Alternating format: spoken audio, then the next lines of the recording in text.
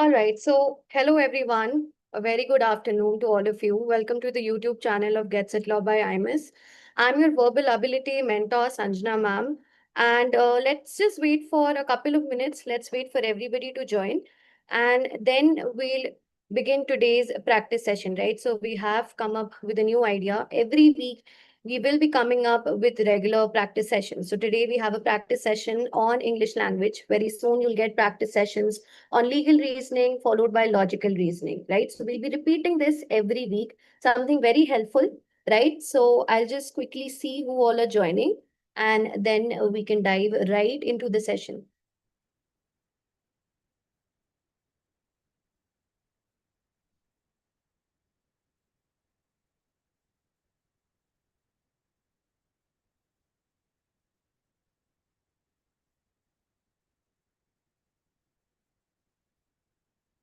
So the agenda is that whatever passages I'm going to present to you, they are very much in alignment with the passages that have been asked in the last 2 years of CLAT. And if you have been observing the CLAT paper pattern closely for the last 2 years, that's CLAT 24 and CLAT 2025, a lot of literature slash narrative slash fiction based passages have been asked, right, under the English language and the logical reasoning section.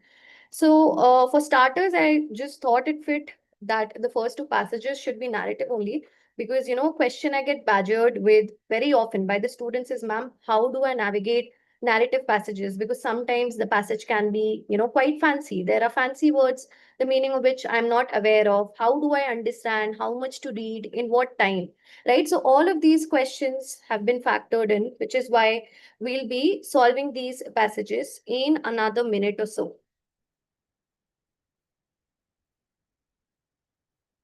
I'll also just start the screen sharing.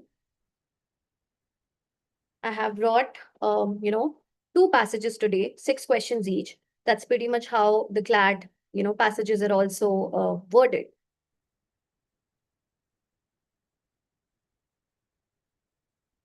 Okay, I think I'll begin just about now. So here we get, just a second, everyone.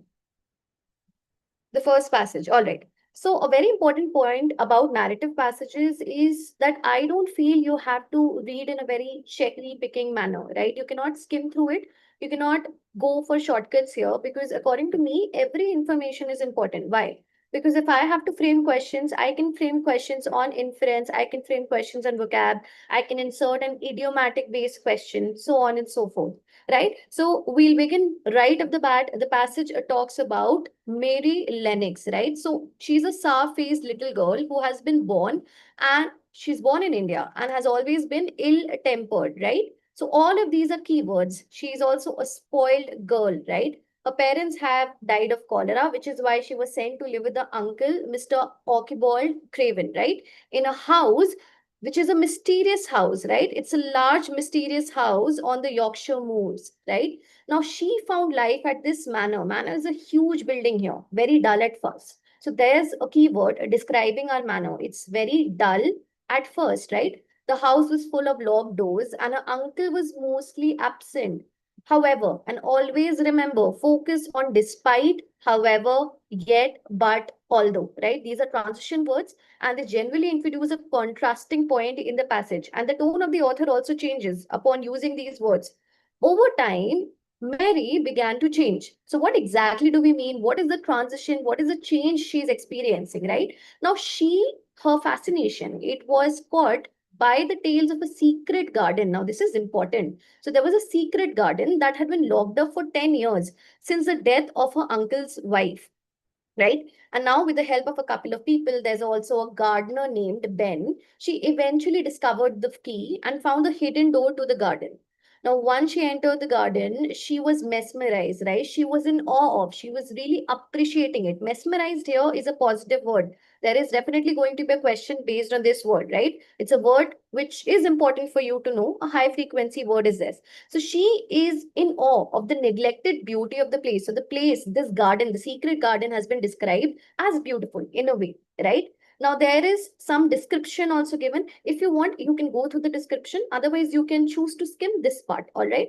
Tangled roses are there. There are overgrown hedges or bushes of a kind, right? Stirred something within her. All of this is arousing a new sense in her, right? A sense of renewal, a sense of awareness. Why am I using these words is because when you read further, you will understand why. Right? Says she decided to tend to the garden. Tending to the garden actually here means caring for the garden, believing it would come alive again if given attention and care, right? Keywords again, always make sure you pay special emphasis on the keywords. Now, as she worked, she found herself growing stronger and less irritable, right? Because she has been described as a sour faced, peevish girl, somebody who gets irritated or angry very quickly, maybe short tempered too, right? And she's also socializing now, right? She's making friends, including a sickly boy whose name was Colin, her cousin, who had been hidden away in the manor, convinced he would never walk, right? And then when you read further, it says, as spring came to the garden during spring season, it seemed to bring new life to everything it touched, right? What does it mean? When you read further, you'll understand. It says the garden, which was once a place of sorrow, neglect, now it is symbolizing healing and transformation. Let me tell you, this is going to form a very important part of the theme of the passage. The garden is symbolic of healing and transformation, right? Now, Mary and Colin, they continue spending time in the secret garden. Remarkable transformations. I see another word here. Why? Because Colin was a sickly boy, right? He has been bedridden, right? He was permanently ill, so he was really negative. He was very pessimistic about him, getting better or ever being able to recuperate, right? But however, because of the secret garden, there is a newfound sense of vigor within him, right? There is encouragement from Mary also, which he gets, and their friend Dickon, right? So, inspired by the garden's growth, Colin is also learning to stand, to walk, and to just start anew with life, right? And this secret becomes a magical bond between them. So, the garden is also fostering important relationship ties between these people, right? They believe the garden holds a special kind of magic. Again, you see, I'm only underlining the keywords, right? Now, what else is given? A life force that mirrors their own inner awakening. Another very important keyword, right? Now, there is some more information which is about Mr. Craven, who's Colin's reclusive father. Reclusive is somebody who's really introverted, who doesn't go about socializing much, right? He begins to feel drawn home by dreams and memories. And now the last paragraph is actually touching on the climax of the entire story, which is a very positive climax. It's been described as joyful and emotional here. Right now, he returns to the manor and is stunned to find Colin healthy, standing tall, and running through the once forgotten garden. Again, the last line, very important. Something that I tell most, of you to do, the major amount of time is to always focus on the manner in which the passage culminates. Okay. So here, the last line is really important. To me, this passage is complete on its own. However, just stay alert that sometimes you can also get passages which might not really end in a very consummate manner, right? It might still feel incomplete. You might still not understand what essentially is the end. So here, your job is made easier because, the conclusion is given in very proper, coherent terms, that the novel ends with a sense of reunion. Okay. Another thematic, phraseology given here.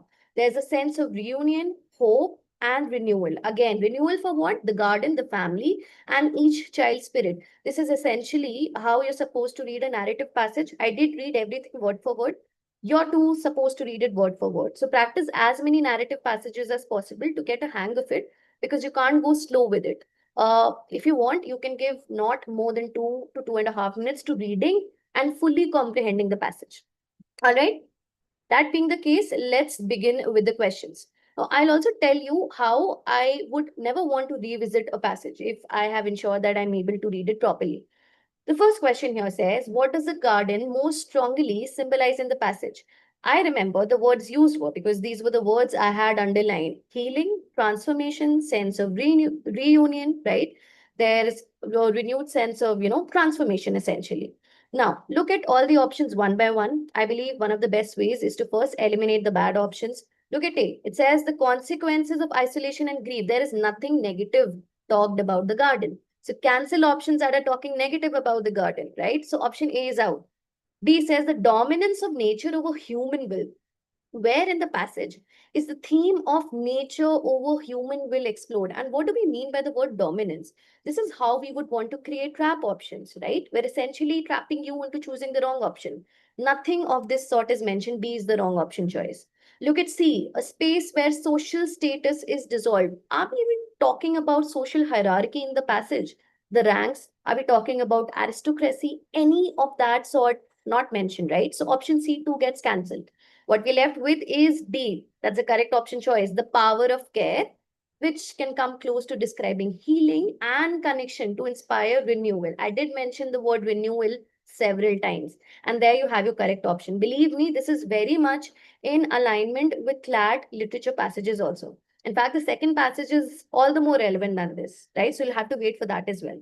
All right, so that was about the first question. Now let's take a look at the second question. Now, this question is asking you, what motivates Mary to begin tending the secret garden, right? Again, you don't have to pre-think. Again, for me, like in order to solve questions of the English language, I don't think so. You should take a pause and first think what the answer could be and then, go through the options because then it's a very time consuming process. You don't want it to get that tedious, right? So just go through the options one by one. A, she hopes to impress her uncle with the gardening skills. Absolutely out of context, right? This is an option which is just not given in the passage.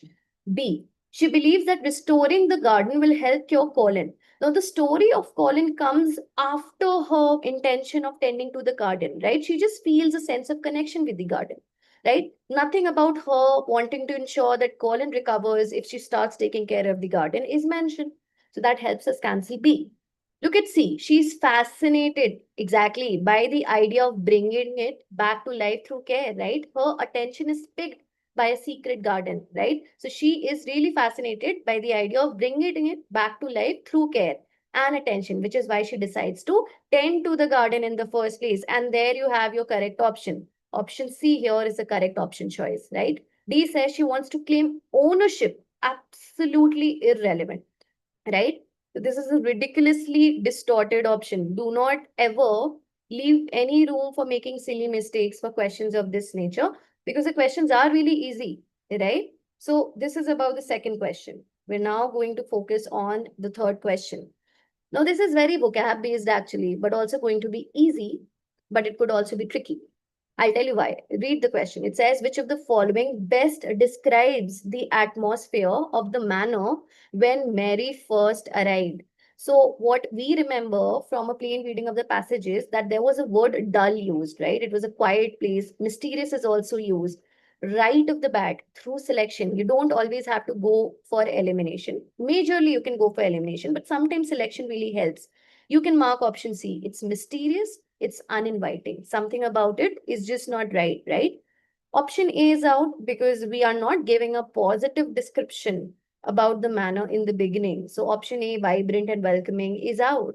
Similarly, option D too is out. A and D are positive option choice. That's not how we describe the manner. Now, where you can particularly feel confused is between option B and C. But take a look at B. I understand that you might feel, the entire description of the manner tells you that it's giving you, sort of just a very cold feeling about the manner. But then when you read the second word in option B, it says hostile. Nothing about it is hostile per se, right? So this is a small distortion which makes option B wrong. And therefore, the correct option choice for the third question will be C. It's mysterious and uninviting, right? Again, a very easy question according to me. So far, we've already scored 3 marks. If you have marked all these 3 questions correctly. Take a look at the fourth question. Now, which of the following best captures Mary's emotional response to discovering the garden? Again, she is mesmerized by it. This is what I remember, right? She's in awe of it. She's fascinated by it. Again, her response has to be a positive one. So we can definitely eliminate options that will use negative adjectives. A says she's overwhelmed by its wildness. Nothing in the garden was wild, to be honest. If I remember reading anything, it was roses, tangled roses, right? And overgrown hedges. It does not directly tell us that there is any sort of, wildness being explored in the garden by her. So you can cancel it. Look at B. She's captivated by its hidden charm. There you have your correct option. Mesmerized by it. Option B. I will not even wait to read C and D, option B perfectly fits the bill here, right? So it's the correct option. C says she's disappointed, no negative emotion, right? So C is cancelled. D says she is fearful of trespassing. Again, no disappointment, no fearfulness has been explored as her emotional response once she gets to discover the garden. Very easy question again, 4 marks there, right at it, right? Next up, again, there you have your vocab-based question. Very much, CLAT-like, according to me. This is what I remember from CLAT 2025 at least. So many vocab-based questions were there and quite solvable questions also. Solve question 5. What is the most appropriate antonym? Now you have to look for an opposite word, okay, for the word mesmerize. So mesmerize means you're in awe of something, you're particularly fascinated by it, you're inclined towards it, you're drawn to it, towards it, right? You're attracted to something. So take a look at the word option A. It says disillusion. Disillusioned is when you're no longer interested in something. You have this feeling of disorientation. And there, option A is a correct option choice. It's the exact opposite of mesmerized. Bewildered is also very close to mesmerized. When you're bewildered, you're sort of like fascinated only. Captivated, again, you're attracted, right? You have been captivated by something. And same is the case with enthralled, which is given in option D. B, C, and D are very close synonyms or dupes for the word mesmerize. The word which is in direct contradiction to it is option A, which here is the correct option for us, disillusion, right? Let's now take a look at the next question for this particular passage. Very important theme of the passage, right? So what are the themes that were, explored in the passage? The last line, if you remember, the novel ends with a sense of reunion. There was renewal, right? So the theme again is that, on a positive note. So again, you had two eliminate options that talk about it negatively. Look at A, loss and alienation within aristocratic households. How? Where in the passage is social hierarchy, somebody being aristocratic implied? Nowhere. So just cancel option A. B says nature as a transformative force for the human spirit. I particularly like this option. But let's take a look at C and D to be able to confirm it's B is the correct option or not. C says the importance of strict medical routines. Absolutely not mentioned in the passage. Eliminate, delete such options. D says escaped from societal expectations through rebellion. Where in the passage is it even remotely implied that Mary and her friends were, rebellious in nature? Not at all. If anything, the garden actually brought about profound transformations in them for the better, right? So the correct option we're left with is option B, nature as a transformative force for the human spirit. This, to me, is a full scorer, right? You can easily get 6 marks out of this without making any silly mistakes also, right? So practice more such passages. So we are already done solving the first passage. We'll now be solving the second passage for today. And trust me, this is a passage, this is a story I had read in school, albeit in Hindi, and it's a very popular Hindi short story also. Kabuli Wala, something very profound, very touching also. And let me tell you, in CLAT 2025, there was a passage on Astrologer's Day by R.K. Narayan. This is very much in alignment with it. You're just taking these small excerpts from the short stories, creating a passage out of it, and then creating questions out of it. So the more you read, the better you get at it. Now, again, how do you read this? I would say for this particular passage, we are going to read it quickly, maybe in 1.5 minutes. So this is a short story by Rabindranath Tagore, right, from his Bengali collection. You don't have to pay attention to what collection the story is from. Just wait for a question to be there, okay? Now it's a touching tale of unexpected friendship and parental love. One theme we have already captured here, unexpected friendship, parental love. Now, the background of the story is given. What essentially happens is that it's centered around Rehmat. He's a peddler, right, from Kabul, and a little Bengali girl. Her name is Minnie, right? Now, there is a cultural and age difference. The two form a beautiful bond, right? Now, Rehmat, he's popularly or commonly called the Kabuliwala. Some description is given about him. He's a tall, broad-shouldered man with soiled Afghan clothes, a large turban, a sack on his back, right? He comes to India, which means he's not belonging from India originally. In all likelihood, he has come from Afghanistan, right? So he's a peddler from Afghanistan. This is my take on it, right? He comes to India to sell goods from his homeland and he earns a living by traveling door to door, right? One day he meets Minnie and she's a curious, talkative, 5-year-old, and the two quickly become friends. And then a little description about their conversation is given, which I believe you can skip. This part you can skip, right? Now, there is like some jesty conversation also mentioned. If you want, you can read it. I would personally want to skip it. Now, through these interactions, this is important, okay? This is mindful reading. Rehmat is reminded of his daughter back in Kabul, whom he deeply misses.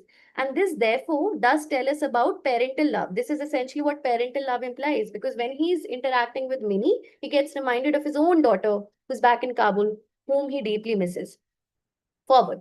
It says, however, what did I just say? Always focus on the transition words. They will express a contrasting piece of information. Now, Minnie's mother is really dicey, skeptical, doubtful of the friendship, right? She fears Rehmat might harm or kidnap her, right? Because this is nothing but a reflection of common social prejudices. Perhaps Rehmat is an outsider. He's come all the way from a foreign country, so it's not really safe for her daughter to, interact with him. Right now, the story takes a dark turn when Rehmat, angered by a customer, refuses to pay for a shawl. There's a brawl and he gets imprisoned. When he is released, he returns on Minnie's wedding day. So, quite a lot of years might have passed, right? So, Minnie is about to get married, right? But he returns hoping to see his little friend again. She's grown up but does not recognize him, right? And initially, her father is hesitant to let Rehman in, given the festive occasion. However, when he learns about his deep affection for his own daughter, the narrator is moved and allows him to see Minnie. And the last bit is all the more interesting. It talks about the story's conclusion, which is that the conclusion is a bittersweet conclusion. The story concludes or culminates on a bittersweet note, which means it can be partly sweet and partly sad also. Why? Because when you read further, it says it highlights how time changes people and relationships. So initially the relationship was really flowery and sweet. It was really interactive. But now that so many years have passed, the emotional bond between Rehmat felt remain untouched. Kabliwala is ultimately a moving tribute to the universality of fatherly love, transcending border, ages, and cultures, right? So this is essentially the themes explored in the story. The fact that it concludes on a bittersweet note is because Rehmat still remembers Minnie because he sees the reflection of his own daughter in her, but Minnie no longer recognizes him. And it just is a reflection of how time will effectively transform and transition people and relationships, right? Fatherly love, parental love, friendship, transcending borders, cultural differences, all of these themes have been explored. Now we'll fast forward to the question for this. Read question number 7. It says, Drama, who is Minnie's mother, her initial doubtfulness, skepticism towards Rehmat's friendship with Minnie primarily serves to illustrate which societal aspect present in the story. Now, this is a great question. I think the level of difficulty for this question is slightly higher than that of CLAT questions centered on narrative passages. Here, you really have to infer. The wording I remember is that whatever she thinks about Rehmat is nothing but a reflection of societal prejudice. Okay. But what sort of prejudice? A, it highlights the socio-economic disparities. Nothing about the fact that he's not having enough money and the fact that Minnie comes from a well-to-do family is touched upon. So this is slightly out of context, right? Nowhere is it saying that we are generally considering Rehmat to be unsafe for Minnie because he's not wealthy, he does not come from an affluent background, or perhaps the fact that he's a peddler. But in fact, when you read the story properly, and I did mention it while explaining, that perhaps she felt that he's an outsider, he's not from India, so it's not really safe for a daughter to interact with him. And that will definitely make you choose B as a correct option. It reflects the cultural prejudices, societal prejudices, especially fear of the unknown, stranger, often directed towards outsiders. You cannot choose C and D. C says Rama's overprotective. It's not given. So you cannot assume information randomly also, right? You can just choose information which you can at least remotely associate with based on the information given in the passage. B is the best choice, right? It foreshadows Rahmat's eventual act of violence. Absolutely wrong. That this point is actually mentioned afterwards, right?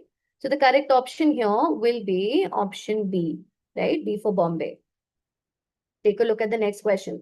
The bittersweet note on which the story concludes primarily stems from. So, what is it about the conclusion that makes us use the word bittersweet? Minnie's physical maturation and her father's immediate discomfort with Rehmat's presence? No. But immediately after feeling discomfort about the situation, Minnie's father does warm up to Rehmat's own story. So, we cannot choose option A. But the bittersweet note part is reflected in option B, the enduring nature of Rahman's paternal love. Because after having been imprisoned all these years, in jail, he still remembers Minnie, which is why right after getting released, he decides to meet with her, right? Paternal love. Now, this is contrasting with Minnie's inability to recall their past bond. So this is a mix of bittersweet note. So the correct option here is option B, right? C says narrator's realization about his own daughter's impending departure after marriage. This is not given. That which is not given, do not choose. D says celebration of Minnie's wedding coinciding with Rehmat's release from prison. Now, this is what I will call a distorted option. It's a distorted option. Nothing about the fact that celebration of Minnie's wedding is coinciding with Rehmat's release from prison. There is no information that says that, they are even aware that Rehmat has been released from prison. So the two happening together, they just do not create any impact on the story. That's not mentioned in the passage. Bombay here is a correct option choice. Question 9. Now, Rehmat's return on Minnie's wedding day. You see how most of the questions are essentially revolving around the theme only. So, his return on Minnie's wedding day and Minnie's inability to recognize him primarily serves to A. It emphasizes the narrator's changing perspective on justice. The theme of justice is not explored. Cancel A. It signifies Rehmat's personal redemption after his imprisonment. He does not feel guilty about his act. He might feel guilty, he might not feel guilty, right? So it's not given any of the in the passage that he feels guilty about having stabbed a customer because of which he wants to redeem for it by wanting to meet Minnie. This too is a distorted option. Don't choose option B. C says it highlights the story's theme of time's transformative effect, right? Time which can change people and situations, right? On individuals and relationships. The best option choice is option C. D says it criticizes the rigidity of societal norms regarding ex-convicts. Nowhere is it mentioned in the passage that Minnie's father initially was skeptical of Rehmat too on the day he arrived to meet with her, just because he was informed that he's just come out of prison. No, it's not given. So option D, and you cannot even assume that unless there is explicit information pointing to this idea. So the correct option is C for this particular question. Question 10. Now this is again talking about the theme. So all of these themes have been explored except, so it's going to be very easy to solve and also quite quick to solve. Look at A. The emotional impact of the separation between parent and child, fair enough. Parental love has been explored. The transformation of human relationships over time, this is also given. Initially, they were really friendly with each other to the point where Minnie was no longer able to recognize Rehmat. So this too is touched on in the passage. She says the role of memory in sustaining emotional bonds. After having been imprisoned for 8 years, Rehmat still remembers Minnie. So this too gets reflected in option C. What we're left with by default is option D, which is the correct option because romantic love, absolutely out of context, not given, right? If anything, there was just parental love between them. So option D is the correct option choice. Always pay special focus to these questions that contain an except at the end because very often when you tend to solve questions hastily, you might end up overlooking this word. In this way, you can end up messing up the entire question also. So be very mindful while reading the questions, go very slowly. And then we have question 11th, which is also vocab-based question in a way, albeit something that's been asked in a very different manner. So the emotional atmosphere surrounding Rehmat's final meeting. So the conclusion is that on a bittersweet note. So the atmosphere cannot be a really positive atmosphere, right? So it cannot be jubilant. Option C, jubilant is really exciting, right? So C is out. It cannot be apathetic. We cannot say that Rehmat is absolutely disinterested. He definitely has a yearning for Minnie because he saw his own daughter in her. Vindictive is when you really want to take revenge for something. So, no, nothing about Rehmat being a vindictive individual is given. We're left with A by default, which is a correct option. Plaintive is just sad, right? So it's a very gloomy, sad scene towards the end. And there you have your correct option, option A. And the last question, trust me, this is a direct question on the passage. And I remember that for the Astrologer's Day from CLAT 2025, I would request all of you to go through it. There were about 2 to 3 direct questions, the answers that you can directly find in the passage itself. So 12 says, which of the following is true about Rehmat's appearance? He's a rich man, definitely not. Out. He's a migrant earning through labor because he's come all the way from a foreign land as to work in India as a peddler, going from house to house to sell goods from his country. Option B is the correct option. Nothing about him being spiritual is mentioned. He's a foreign envoy, absolutely out of context. This is the question which everybody should get right. Right?